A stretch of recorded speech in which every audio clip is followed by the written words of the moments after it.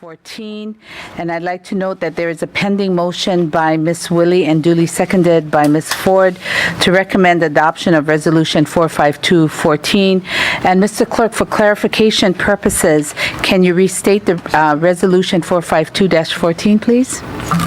Resolution 452-14 urges the administration to withdraw request for proposal numbered 3044 and issue a new request for proposal to provide for the eligibility of those entities or a combination of entities which seek to maximize the output of combustibles. Allow for teams of experts whose strategies would maximize environmental benefits and promote community-based green jobs. Reference Communication 918, introduced by Ms. Wille. Okay, so we're going to start discussion. Councilmember Wille? Yes. Thank you. And I was looking for Director Lighthead Todd, so hopefully she will show up here. I just want to say to the other council members sort of why I'm brought this forward. You know, we have sort of a mass burn oriented option in terms of solid waste, and then on the other side of what many communities and nations around the world are moving towards more recyclable, compostable focus. Based on the county's information, we have about 70 to 75% of recyclable or reusable items and or compostables, which leaves really not much, maybe 20 to 25% of the waste left. So I've been trying to study this and feeling like that we're going in the wrong direction. And I just want to make sure that we all know where we're at. The contract terms that were proposed by the mayor, there's no penalty for pulling out, for restarting. I'd like to, when Director Todd comes in, ask her to come up, and I also have a question for Dr. Alan Hershkovitz. I passed out information that he put up here. So if you could come forward, I'm going to ask you a question. Just so in terms of how we come to this decision, I sort of look at it as what's the most cost-efficient, economical way to go, and in fact using mass burn is the most expensive way to produce electricity, just in terms of operating expenses, whereas solar would be $16 a kilowatt hour, mass burn would be $375 a kilowatt hour. In terms of jobs created, say with plastics, there's 100 times more jobs created using where your focus is recycle, compost, and the relative environmental damage is there's a great deal of damage of pollution with mass burn, whereas in fact going the other direction, it's actually takes us where there's a reduction, say, in the amount of greenhouse gases, and that's documented in this report. So there's also a risk that we don't have enough waste, and as is happening to H1 in Honolulu right now, Pacific Waste is coming in around Nelha and buying up, and that's limiting what's available. It's inflexible. It's contrary to our county policy of zero waste. So I just, that's sort of where I am and why I'm concerned. I don't want those who are here to say, Margaret, why didn't you say something before now when it came down to vote for this or not vote for that? And so I just want Dr. Hershkovitz just happened to be on the island, and just sort of, is there anything else you can add, or in terms of how you would see us as a council making this decision? I believe you've been the consultant in Maui and other places in terms of these types of questions.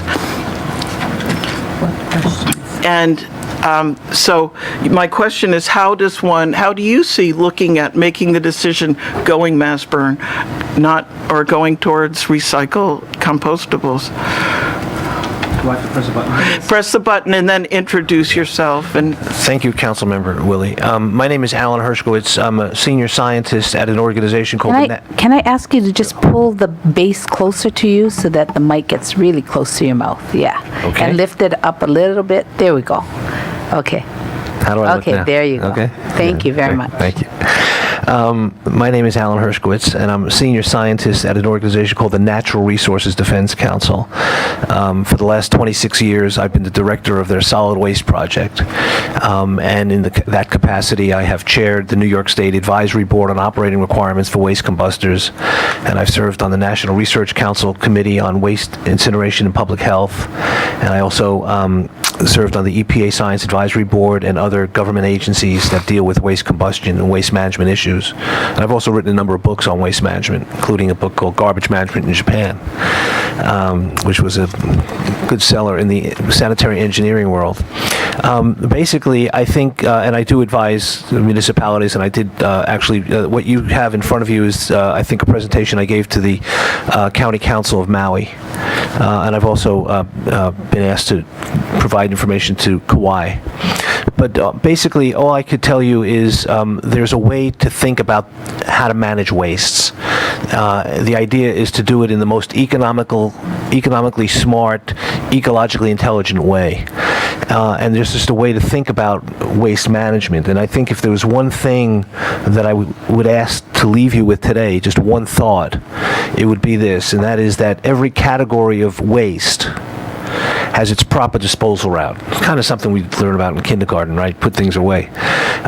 Everything has its proper disposal route. And the materials that I think that was handed out to you relate to the characteristics of waste as it concerns their BTU value. Since you're considering combustion for energy recovery as an option, it makes sense to look at the characteristics of the waste in the context of their BTU value. Are they useful materials, useful optimal raw materials for combustion?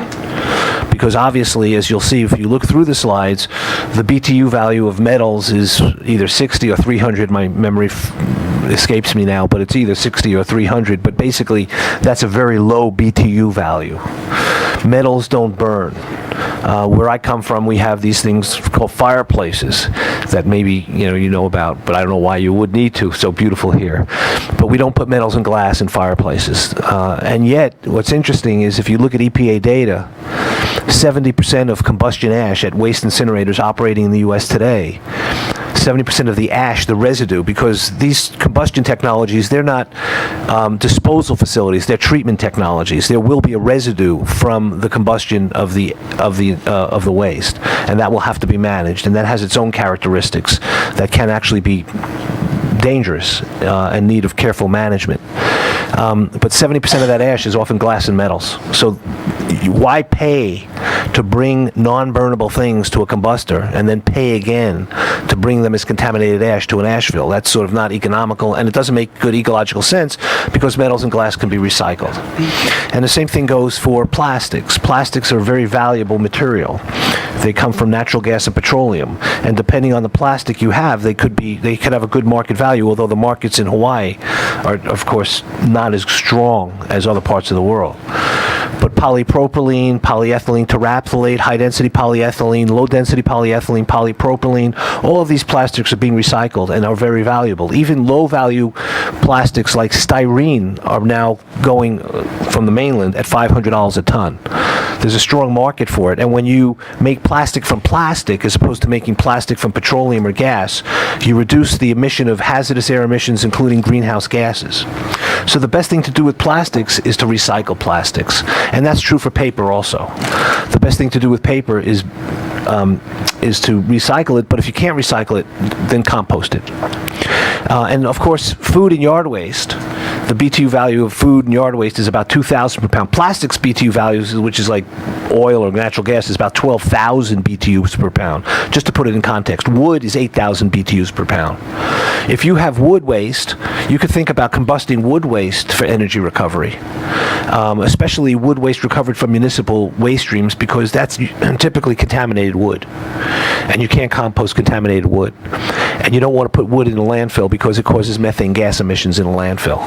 And methane is a very potent greenhouse gas, 20 times more potent than carbon. So when you look at the characteristics of the waste stream, you see that food and yard waste should be composted, and that's about a third of your waste stream. Paper should be recycled. Plastic should be recycled. Metals and glass obviously don't burn and should be recycled. Textiles, leathers, and rubbers, they also can be recycled. There's a small fraction that is non-recyclable and combustible. And when I say combustible, meaning it has a BTU value, maybe 15 or 20% of the waste stream is perhaps I would consider suitable for some kind of combustion. The question is, what do you have, and where is it going now? And by the way, when you send things for recycling, as the council member pointed out, a study done by Telus Associates out of Cambridge University recently showed that you literally produce anywhere from 10 to 100 times more jobs by using a recycling-based economy versus a combustion-based economy. Combustion is actually an expensive way to produce energy. It is not ecologically optimal from the perspective of where things belong. It could be very costly as a waste management treatment technology because remember, you still have to landfill this stuff. You're not going to get rid of your landfill with a waste combustor. It'll reduce by volume to about 75%, and you still have to get rid of about 25% of it. So really, all I'm suggesting, I think in that note that was document passed out to you is to take a look at this stuff. In other words, what do you have? What's the characteristics of the waste in the county now? Some of it might be going to its optimal route. Some of it, I'm sure, is being composted. But why send things to a landfill? Why send food waste and yard waste to a landfill if you are, where it turns into potent greenhouse gas methane, when you could compost it, make a fertilizer, give it away? I'm the advisor to Major League Baseball. And I advise the Seattle Mariners, for example, and we develop composting programs for that baseball team, and they give away the compost to the fans, and they can't get enough of it. The fans love it. You could develop a composting infrastructure where actually people could get free compost for their landscaping, which replaces a petroleum-based fertilizer, which also has other ecological benefits. So the question is, what do you have? Where's it going? What will it cost to get it to where it belongs? And that's where you do the financial. It may be that combustion makes sense for more materials, but I don't know, and I don't know that you know. And I think you really have to take a look at what the costs are associated with combustion of food and yard waste, combustion of metals and glass, combustion of plastics, combustion of paper, versus recycling those materials. And what are the economic multiplier of benefits to the county? Because if you pursued a recycling-based economy, the odds are you're going to produce more jobs than a landfilling or a combustion-based economy. But we don't know the exact numbers yet or the exact costs. It's a planning process. I understand you have a couple landfills. One has a long life, one has a shorter life. The fact that you have a long life landfill gives you room to plan. And, needless to say, and this is the last thing I'll say, that when you burn waste, typically mass burn combustors emits about the same amount of carbon dioxide as almost as a coal fire, as an oil power plant. A little bit less than an oil power plant. Of course, coal being the most polluting, and then oil, and then natural gas. And of course, recycling actually reduces the amount of carbon going into the atmosphere. But as a form of energy production, burning garbage still emits carbon, and we are facing a global urgent issue regarding climate disruption. We're dumping 90 million tons of global warming pollution into the atmosphere every day. And it's not, you look up, you see the sky, it's big and blue, but it's only 5 miles up. If you were driving on a highway at 60 miles an hour, you'd be at the top of the atmosphere in 5 minutes. And that fills up with carbon. We've been filling it up with carbon through fossil fuel burning for a long time. And adding more doesn't make sense. But if you recycle, you actually reduce it. So I've talked too much already, and I apologize. And I'm going to make a couple comments, and then I'll yield to other council members. But Director Todd is on her way, and when she comes, and I do want to ask her some questions. But I just, in terms of, when the mayor spoke, it sounded like there was a very broad eligibility for different projects, but the details made it so that it really just was available to mass burn entities. So that's sort of what my concern, and also in terms of team approach, when I understood team approach, I saw it as, say, different entities coming together that each had over 3 years' experience, but actually when you read the request for proposals, it's more like if there's who's going to build it, who's going to design it, who's going to operate it. So my big concern in terms of mass burn is, where's all our waste? I mean, if you all heard the news last night, H-Power doesn't have it. Maui thought they had a guaranteed contract with Mako. They didn't have it. You know, all of these uncertainties where we're buying into a 30-year, very expensive plan, not upfront money, but over time, whatever, 300 million, who knows. So, and yet if you look at the numbers that are given by the county as to waste, you'll see there's very little that's not recyclable and compostable. I'll yield again when, if others have questions before he sits down, perhaps you could go ahead with that. Any further questions? Councilman, no questions for, okay. Councilmember Ford, well, she had a question for him, and I want to stick to questions and not do the whole presentation type of thing. So if we have questions, to be pointed questions. Thank you, Councilmember Ford. Thank you. Doctor, I actually appreciated your explanation because we just got this this morning, and while I went through it, it made more sense after you explained it. So thank you for your explanation. I do have a couple of questions for you.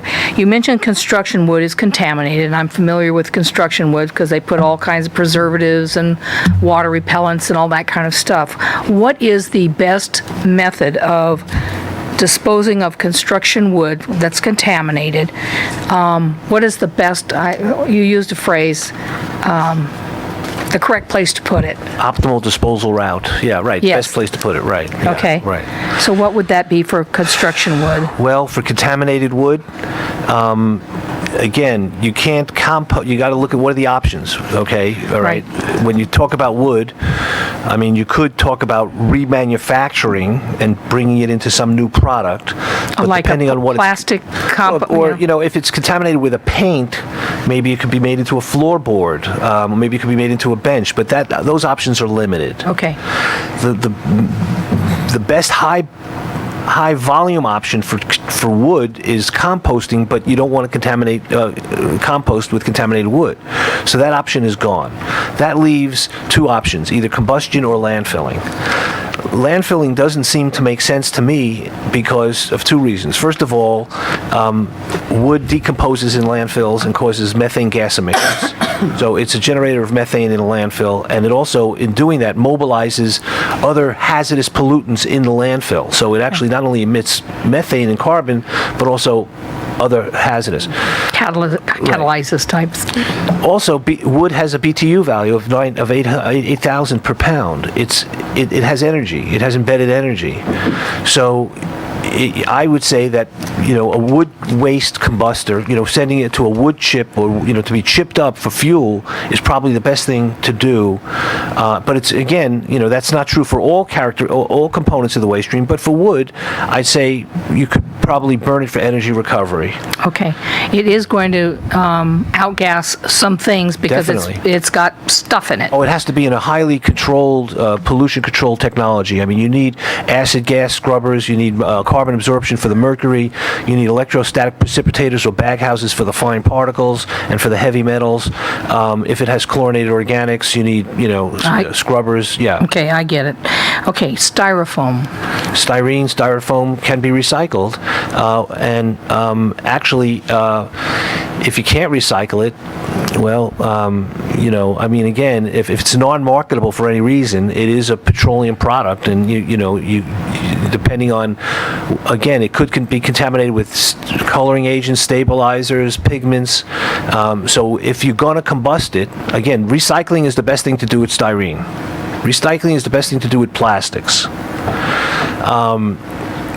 You could put it in a landfill. It will be inert in a landfill. It'll take up space. It'll be inert. It's generally not going to off-gas anything bad. You can leave it in a landfill. From a optimizing material flow, you'd say, well, it has 10,000 BTUs, so I should consider it for combustion.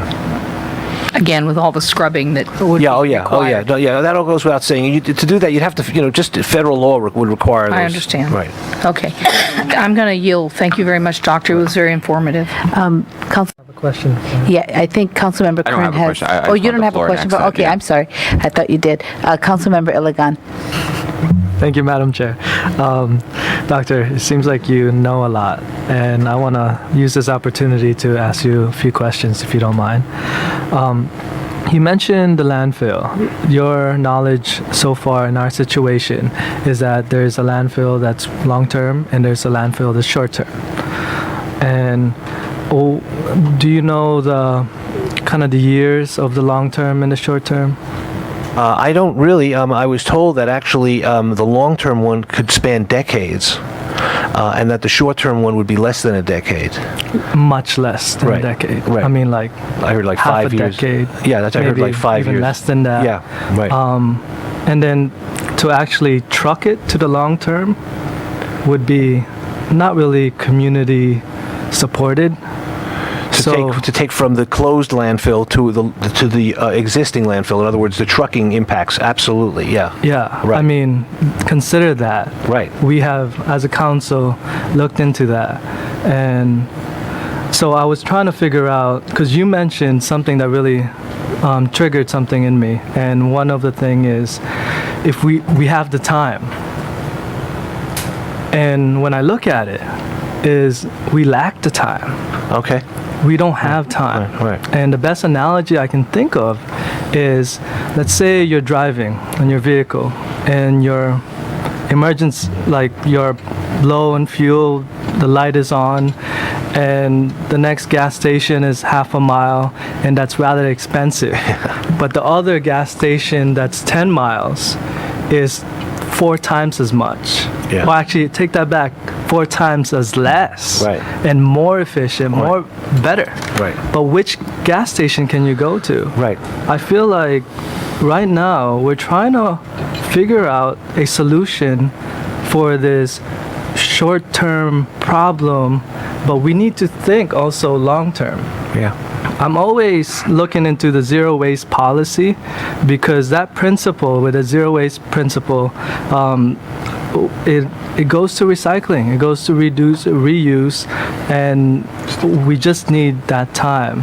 And my question was that regarding how long would it take for recycling program, like you're saying, compared to how short would it be to try to implement the combustion? Yeah, no, I think you raised the timing issue is a very fundamental one, and of course, making an investment into a 30-year technology is going to commit you long term. I agree with what you're saying. It's going to commit you long term to a specific technology approach, and before you make that commitment to another multi-decade or tri-decade option, you need to look at what your short term, what your alternatives are. The question I would have is, when you don't have time, specifically, what don't you have time to do? In other words, developing a windrow composting infrastructure might not take a long time, and it could handle a sizable amount of your waste stream, food and yard waste.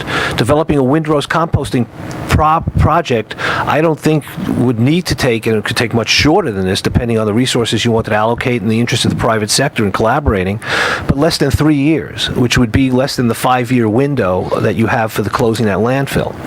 So you could conceivably have a MRF, a material recovery facility, processing and diverting plastics and paper, metals and glass, up and running in 5 years, permitted and up and running. You may not be able to. The question is, how long does it take to manage each of these things the way they ought to be managed? So the first thing you need for the multi-material is a material recovery facility that will sort the plastic different by grade, it'll sort the paper, from the other stuff, it'll sort the metals, and then you need composting. So how long will it take to develop those facilities? Can you do it within the time frame for the 5-year Those are great landfill closure? questions. And look, you may have a situation, I mean, I'm not encouraging it, but where, I don't know about trucking, of course, has its impacts and needs to be factored in. But trucking to a recycling facility has impacts, and so does trucking to a landfill or a combustor have impacts. Well, what's your personal take on this, in the sense of, or maybe professional take on this? Does the community input outweigh more than what's efficient? I'm not going to give you a personal perspective, but I'll give you my professional perspective. Obviously, we live in a social context where those affected by technologies have a legal right to express themselves about the technologies before they're built. So there is a democratic process, a representative process that, I'm not, however the people feel is how they feel, and it's up to you collectively to decide how to respond. Well, I can only really talk to you about material flows. That's why we get paid the big bucks to make the big decisions. Right. I'm not going to, but in this conversation I appreciate the opportunity to even speak with you about it. From a material flow perspective, I think you have to look at what do you have? And how do you extract the maximum value from it? Companies like Waste Management, and I've advised the Board of Waste Management, are looking to extract the maximum value from everything they pick up from households. And they're finding that a lot of that goes towards recycling, and they used to, and not so much for landfilling, and maybe a certain type of conversion, like a gasification. For example, you could gasify into a fuel, like anaerobic digestion takes food waste and decomposes it over a 24 to 48 hour period in a very small vessel and captures gas. We go on, I just want to say one last thing, and maybe if we could maybe sit down and understand a little bit more of the details, and then I would like to hear your solutions to see what we can come up with. Thank you. Thank you. So before I get to you, because nobody else is going to ask a question, I just want to ask him on this round just the question since he's up here. You said that, picking up waste from households, but in Hawaii County, we don't pick up waste from households. So my concern to you, and something for you to think about too, also is the communities in the coastline. We come from old-time plantation where they were burying their own rubbish or throwing them in the gulches and all. So do you think that the educational component in communities to teach them about reduce, reuse, recycle is a critical piece of what you do also? Absolutely. I think what you're describing is that there are some open dumps that are unregulated open dumps that are used to dispose of garbage around the island. Is that what you're saying? Their own, unregulated, not by the county or anything, Right. just from plantation times. Right. So what I'm saying is the process may take longer because we don't even have the community engagement yet. Right. So when you talk about the 5 years, it could be 10 years. Oh, in terms of public education Yes. and getting people Yes. to buy in. Absolutely. Okay. You got to look at what's doable. Okay, that's what I wanted to know, Right. if you would agree on that. Right. Okay, so Council, thank you very much, and if Right. they have any further questions, if you want to stay, we'll call you up. So Okay. thank you. If you Yeah. could press the button, thank you very much. Okay, thank you. Councilmember Kern. Thank you, Madam Chair. I don't even know where to start. Well, first off, I have to just be honest with you, I'm a little bit frustrated. We know that this RFP process is coming forth to us. I haven't seen a proposal. I don't know what they look like yet, and it feels like there's this force coming in saying it's already messed up. There's already a problem, and this fear we're not doing it the right way. I think the RFP went out with the best intention for the residents and the people of the County of Hawaii and the taxpayers, to say we want experience, we want one source point, we want to deal with one person. Here's our issue. It's a massive issue. It's been a massive issue for years. Let's deal with one source point that is accountable. Here's what we have. Let's maximize that out. That's what we asked for. Now, I haven't seen what those proposals look like yet. I would like to see those come to council. So we're in the process of decision making and having a discussion, and then the discussion like this might come up, because I don't know what they're coming through with yet. I mean, obviously people digging in there do, but let's allow the process to go through before saying the sky's falling. Furthermore, we know this issue has been an issue for many, many years, at least a decade, a serious issue. The concern that's coming up to open it up for this more zero waste side of things, and there might be a proposal for zero waste, I just don't know yet.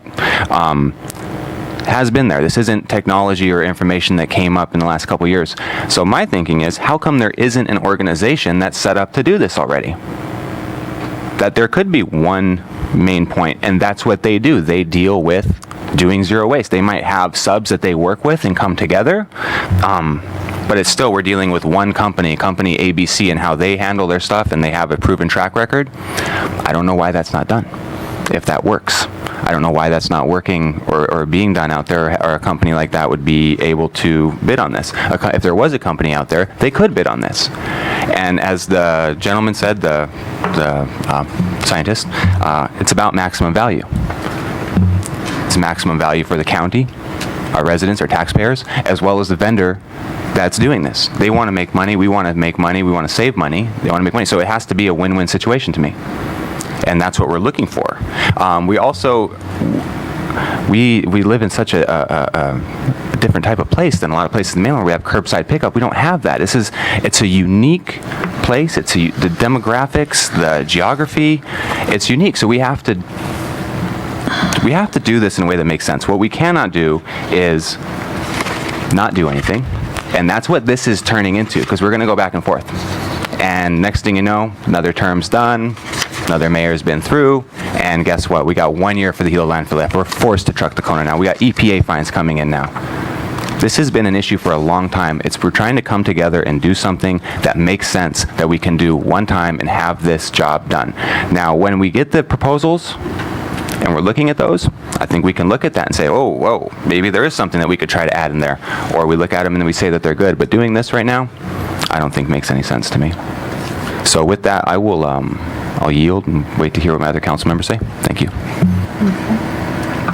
Councilmember Kanalua. Thank you, Madam Chair. I'm on the same lines as Mr. Kern.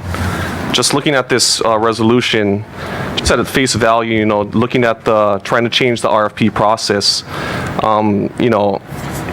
RFP, the mayor came up earlier on in our council term, or several months ago, and we all agreed that we would make it as broad as possible, open it up to as many people as possible. Like, I'm still trying to figure out what in the RFP made it impossible for anybody to come out and submit a bid. I just don't understand what inside there. Everybody keeps throwing out a lot of ideas of, this made it impossible for us. I just want to know exactly what within there made it impossible. I agree with everything what everybody is saying. Sir, the testifier that came up earlier. Yes, absolutely. Great points you bring up. Great things to think about. It's extremely important that we think about those things. I mean, we wouldn't be up here if we didn't think about those things. I'm sure the mayor wouldn't have submitted a request for a proposal if he didn't think of those things, or the last mayor or the mayor before that. So, I mean, this has been decades and decades of non-action. What do we do now? As Mr. Kern said, do we keep on kicking it down the line, which could possibly happen? That's not an option. Our community deserves an action on this. And whether it's, more recycling, whether it's waste to energy, I don't know if that's a good thing or a bad thing.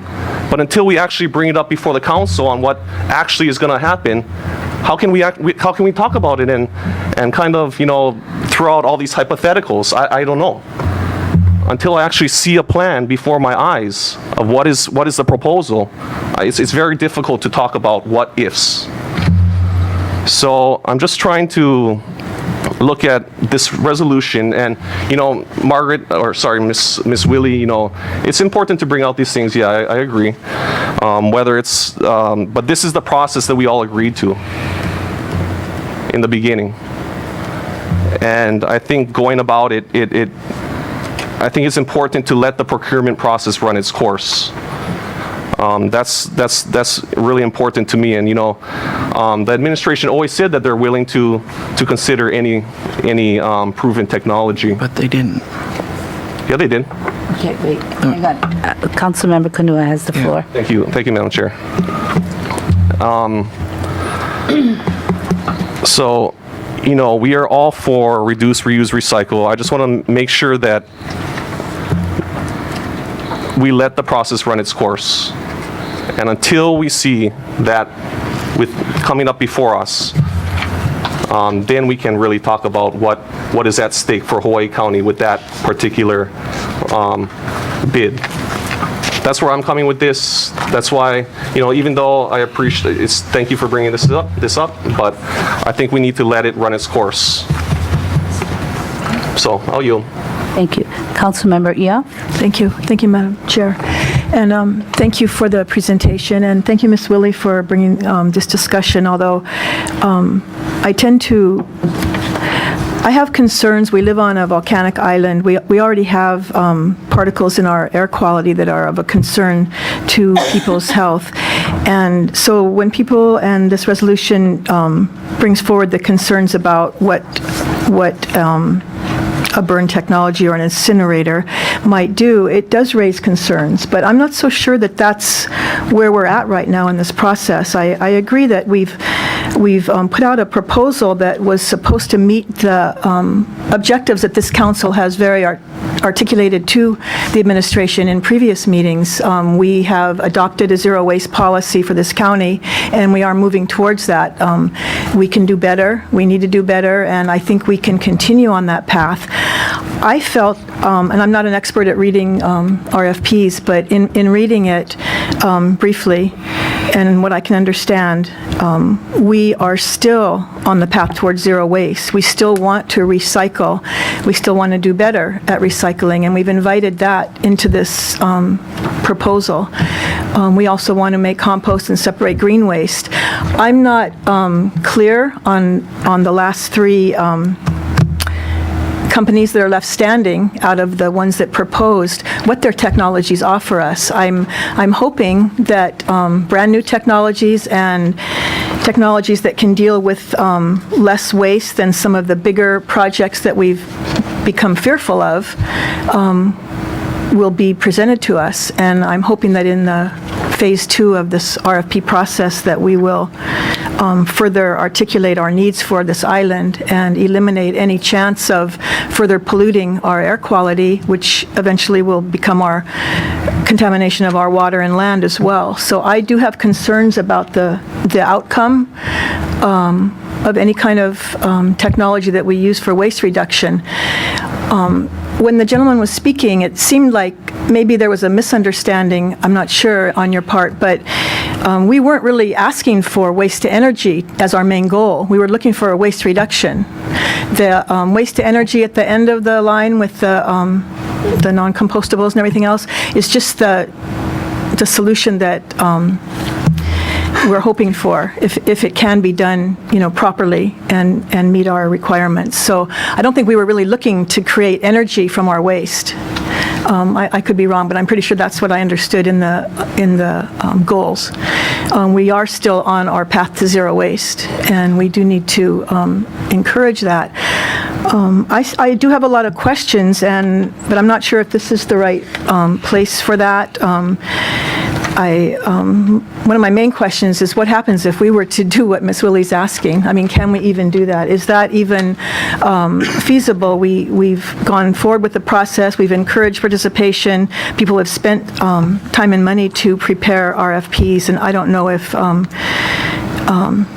that is even a proper option to ask for at this time. But I'll yield at this time and hope that we hear more information before we're done today. But yeah, I'm just a little uncomfortable with the request. Okay, thank you. Yeah, in terms of looking at the resolution and what it's trying to do now, in terms of where we are with the current RFP, I do believe, Ms. Wille, as well intended as your resolution is, I think it is premature because we don't have the details in front of us yet. And when I recall looking through the RFP and listening to the mayor and speaking to us before, my impression was that we're going to be handling our waste in a collaborative way, meaning still doing the reducing, reusing, and recycling at the same time, also having another method, we didn't decide yet, what method that would be. So, to me, as far as where we are now, until we actually see the details about what's being proposed, it's kind of difficult, at least for me, to support saying stop to something without even knowing what we're really stopping. I know when you look at the RFP, you have your own what's the beliefs as far as where the direction is headed, and I don't know if that's true or not. But then again, it's kind of hard for me anyway to guess, I guess, at this point, because this is a process, and it's a process that the timeline is very aggressive in terms of trying to get something done because of all the things we've seen before, that it's taken way too long, and so I think we're all trying to get to the same point. We just need to make sure that we do it in the right way, and I think at this point in time, I can't support stopping something when we've just started. We kind of want to see where we're at first, and then we can properly evaluate what's before us. Thank you. Yeah, Councilmember Iligan? And hang on one second. Councilmember Eoff, can you, thank you very much. Thank you, Madam Chair. I'll just make this quick because I agree with the 4 previous council members that spoke, and I don't have to push any more to you, Margaret. In all due respect, I did all 4 of them. Well, she had her light on for some time. Okay, Councilmember Wille? Yeah, I think I appreciate what everyone's saying, and that perhaps we're not at this point. I have looked into it, and the 3 that are in the finalists are mass burn oriented, the incinerator, and I feel I have grave concerns, and I don't want to get later on and why didn't you raise them when you felt them? So I'm trying to express them now. If you all feel that this is not the point, then I can appreciate that, but at the same time, I'm afraid we're going in the wrong direction, and just because we started that way, I do want to work together, but I feel it's important for us to be informed and for the public to be informed. My fear is that our legitimate goal of recycle, reuse, and that is inconsistent with having enough waste based on this request for proposals. We won't have enough. Right now, Honolulu, in the news last night, we don't have enough. We don't have, Maui thought they were going to have an agreement with MECO. They didn't. I don't know, we don't have a guarantee from HELCO. So I just want to share my fears early and not be holding up on them. If you look at all of this, the amount that we can reuse, recycle is 70, 80%. There's no, right now, we will have to pay to Hulu money. If we decrease the amount going there, they're basically guaranteed a certain amount of money. Pacific Waste to set up a private station taking in waste at Nelha. That's diverting more waste. I see municipalities around the country going broke because they cannot pay and do the guarantee. So I see us moving towards an inflexible solution, whereas the communities, North Kohala is organizing. We want our waste to go back to the land. We want a whole community. So and in terms of time, we've been hearing 5 to 8 years on Hilo. How Lono says that goes on every year. He said that. And if there has to be temporary trucking, there's temporary trucking. So I want to work with the administration. I want to work with us, and I just want it to be an open discussion as we move forward. Certainly, if you listen to the president of France speaking, I want all our, how many 80 cities to be compost oriented by X. I want, around the world. I mean, let's go in the best direction and utilize the knowledge that others have faced and not end up where we can sell our waste to Honolulu, as far as I'm concerned, if they're out of waste. So again, if you all want to wait till this comes up, there are 3 mass burns, and I just don't like it to be, here's the mayor, and he's done all this work, and we've gone down this way, and then it's, okay, are we with him or are we against him? That's not how I look at it. It's like, how can we make the best informed decision? So I appreciate what you all have said. I'm not trying to do anything discrediting everybody's efforts, but I'm afraid, and I feel that it's a wrong place. If the mayor wants to come up and speak, or BJ, I'm open. I'm not trying to, if you'd like, Billy, come Mayor. up, and BJ. Thank you. I will. Okay. Okay, and let me Okay. just say that my last thing, Drew, is, for example, Christine Kubat, she could explain where it is in the details, why it isn't broad. If you want more information on that, I can get it to you, where you ask why are there limitations? Okay, maybe, do you want to ask Yeah, the mayor? so, Billy, I mean, I'm afraid, I'm happy to be convinced. I just want to share my concerns. Margaret, I'm happy to hear your concerns, but it was never shared but until the introduction of this resolution.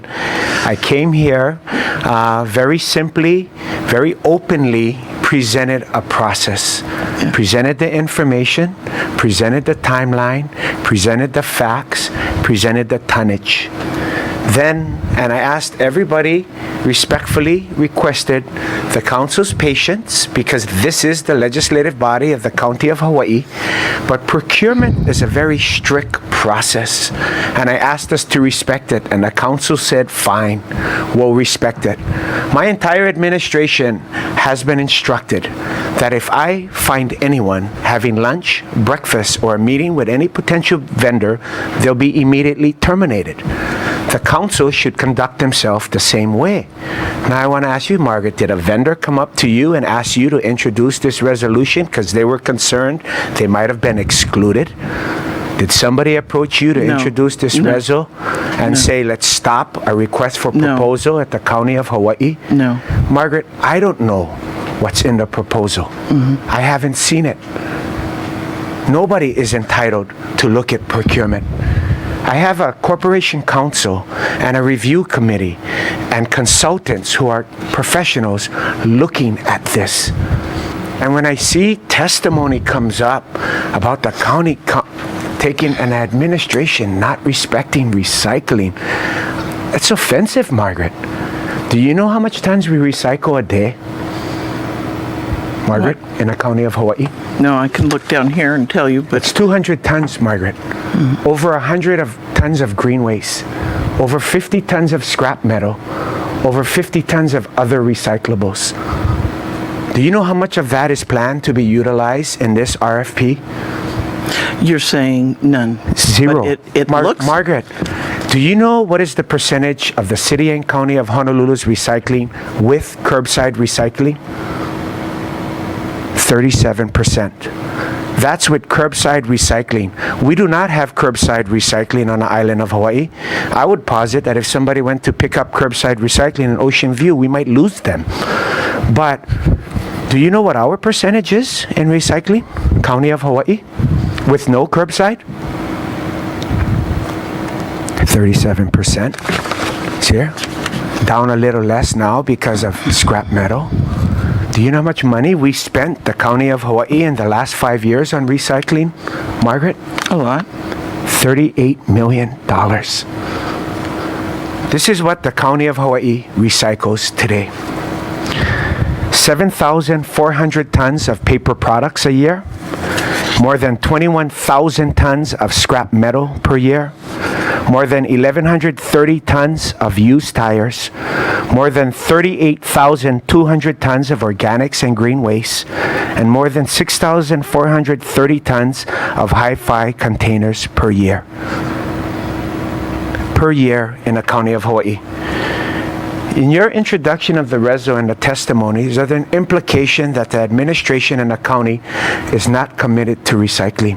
Again, we're very offended by that, especially when we invested $5.4 million to reconstruct transfer stations, including Pahoa, which I would posit is the most recycling-friendly transfer station on the island of Hawaii, and every community should have that. If you've ever visited, have you ever visited, Margaret, the Pahoa transfer station?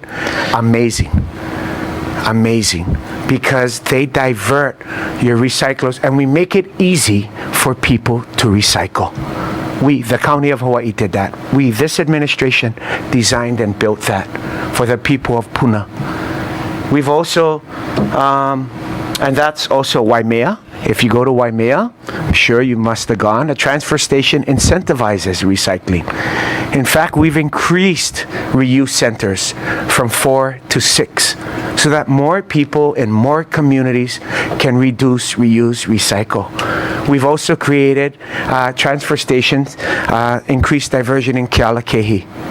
And we also have another 1.77 million planned for Glenwood and Volcano to also increase diversion and recyclables. And then we have a resolution that says stop everything, even though for 20 years, the county said, we're going to do this, no stop, we're going to do that. Do you remember, Margaret, the last few years, I spent over 3 years putting an organic diversion contract before this council, and a previous council wouldn't even hear it. Even though our staff at Department of Environmental Management spent 2 years on organic diversion as the principal method to pursue zero waste. And what was this administration told? Don't do that. Might be a waste of money and expensive because we might need that material for future waste reduction technology. We halted an organic diversion process after 3 years, told by this legislative body to go and explore a broad, comprehensive solution to solid waste. So listening to this body, because this body ultimately makes that decision. It's not our decision. What my job is as a chief executive, as mayor, is put together an integral, fair process. Do you know why I'm so strict with everybody connected to this? Because no matter who is awarded, ultimately, this RFP, whoever isn't awarded it, will file a contest to the award. Why? Because it's big money. Might be the biggest contract this council ever awards. So everybody else who doesn't get it will hire lawyers and spend $1 million to $2 million pursuing that, hoping that maybe they can break that award, hoping that maybe they can find a flaw in the process. And you bring up guest speakers to imply and infer. By the way, aloha to National Resource Defense Council. I'm a former attorney at Sierra Club Legal Defense. Very proud of this administration's environmental record every step of the way. I'm not only born and raised here, I live here with my beautiful wife. We raised 3 children here. I'm going to die here. So any implication that somehow we want to profit or gain through public policy is incredibly offensive. If there were 20 examples of malfeasance, maybe I might entertain that. But to introduce this, when I humbly and respectfully ask this council for patience, and then we get continued hearings so people can get upset and angry, how can anybody know what's going on? I don't know what's going on. All I know, it went from 8 to 3. I have never seen the proposal. Why? Because it's procurement. And we know we're headed for litigation. So every step of the way, every I has to be dotted, every T crossed. Craig Masuda is instructed weekly to come up with his best legal advice, and so is every other administration employee. And I am not mincing any words when I say there are no excuses. I don't want to hear, oh, I had lunch with my law school classmate or somebody I grew up with, small kid time, but just so happened he worked for a vendor. You'll be terminated. Because we're not going to have any of that in this process. And you know what? We put so much into recycling, we built the West Hawaii Civic Center. That's a zero waste facility. As an example of what we can do. I teach my children about reduce, reuse, recycle. You know how much the County of Hawaii spends on recycling education, Margaret? No, how much? $125,000. We've spent in this administration over $1.36 million on recycling advertising, education, websites, signs and banners, recycling hotline, educational outreach programs in the schools, farmers markets, and at community events across the island. To suggest that this RFP prohibits recycling, diminishes this administration's commitment, is not only false, it's offensive. This resolution is ill-timed, ill-conceived, and unnecessary. I humbly ask this council to consider this resolution and vote on it today so that the process can move forward unimpeded by misinformation or inaccurate representations, because nobody can comment on it because nobody's seen it, including myself. So I humbly ask this distinguished and august body, the Hawaii County Council, to take this resolution and vote it down and allow the process. And ultimately, anything that comes forward has to have your approval, has to have your support. Without it, nothing will happen. And I hear, oh, we can just truck. You cannot just truck. Why? Because the county council passed an ordinance forbidding trucking. So there is no option for trucking. And when new landfill, it's a generation away. And the sense that we have time, the EPA and Department of Health, the County of Hawaii is operating on a month-to-month permit. The Department of Health and the EPA can tell us next week, it's over. Your Hawaii Hilo landfill must shut down within 30 days. And we're going to scrap the second effort that took years to get us to today. So I guess that's all I have to say. Thank you. Councilmember Wille, you still have the floor if you want to finish up. And then I want to ask if anybody has questions before you leave, like I had honored that first. I'll let Councilmember Wille finish up. And if you could turn your light off unless you ask the question. Thank you, Mayor. You make me sit around here all afternoon. Just right here at the table, please. Thank you. Go ahead. I felt it would be offensive for me to wait, given my concerns. So I wanted to voice them as soon as possible, and I did not question your dedication to recycling, organics, reuse.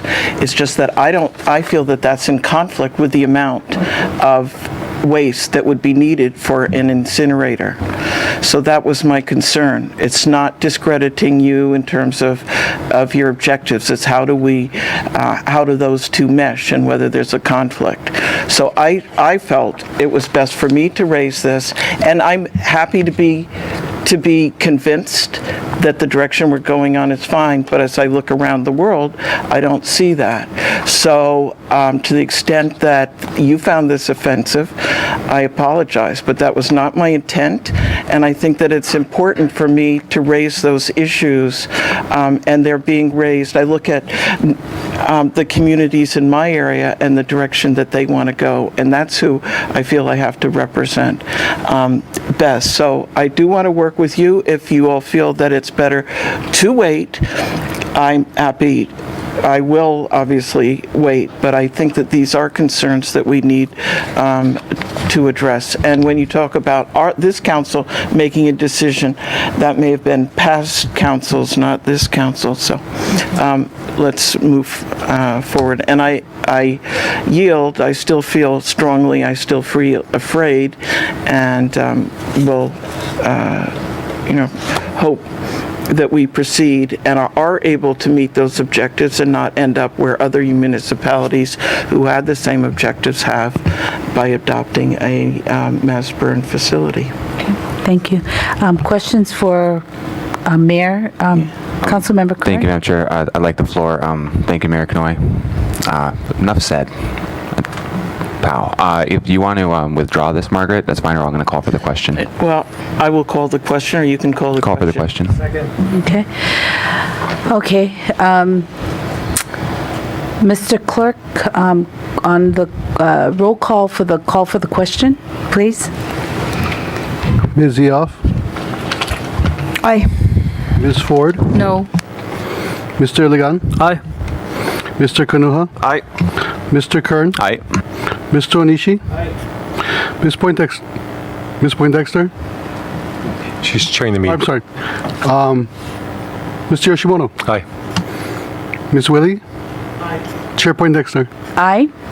Chairpoint Dexter, you have 8 ayes and 1 no. Okay, so now we're going to be voting on Resolution 452-14. At this time, Mr. Clerk, I'd like to do a roll call for the vote on Resolution 452-14. Ms. Wille? No. Ms. Ford? Kanalua, aye. Mr. Ligon? No. Mr. Kanua? No. Mr. Kern? No. Mr. Onishi? Mr. Yoshimoto? No. Ms. Wille? Aye. Chairpoint Dexter? No? Chairpoint Dexter, you have 2 ayes and 7 noes. Okay, so Resolution 452-14 fails and moves forward to council with the negative recommendation. Madam Chair, move to adjourn. Okay. Okay, we have a motion by Councilmember Kern and seconded by Councilmember Yoshimoto to adjourn. All those in favor say aye. Aye. All those opposed? Okay, this meeting is adjourned.